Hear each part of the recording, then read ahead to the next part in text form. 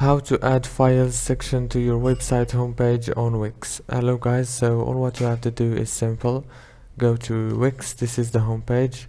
Now go to the top, click on add, click section to page, and go right here. You will find many sections. Scroll down and you will find, as you can see right here, you will find the files section. Click on it and choose a template, for example this one, and wait a few seconds until it takes you here. Now right here you can add your files easily. Click on it and you will be able to edit your file.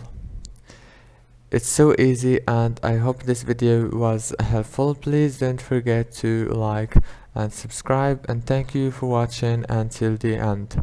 See you later and thank you so much.